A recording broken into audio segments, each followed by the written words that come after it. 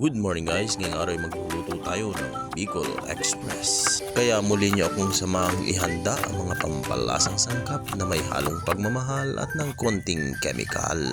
Kaya na nga naggaya tayo dyan ng sibuyas at ng bawang giliw. At syempre ang ating pinaka main ingredients, ang balaw na pampalasa sa ating Bicol Express.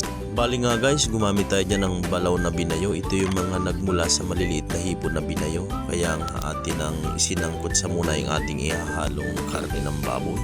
At shoutout nga pala kay Insan Jerome Marco dyan sa Gumaca, Quezon. Belated happy birthday Insan. At kung nasaan ka man ay sana'y happy ka. Mintan durog, lagyan natin.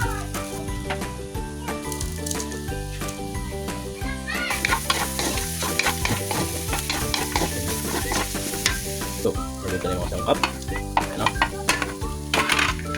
Guys, palaw. Ito na.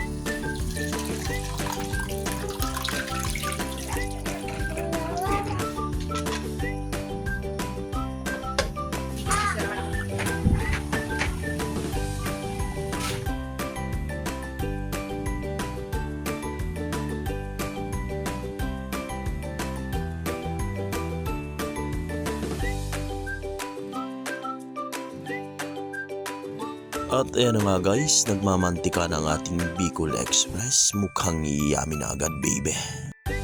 At syempre hindi mawawala ang siling panganghang para may kagat-giliw ko.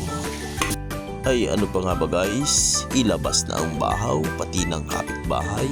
At muli mo kaming samahang mataki nitong aming nilutong Bicol Express Bida. Muli po ay maraming salamat po sa inyong panonood. Sana nagustuhan niyo po ang aming video. Huwag kalimutang i-like and i-share na rin po ang aming video. Maraming salamat po sa inyo.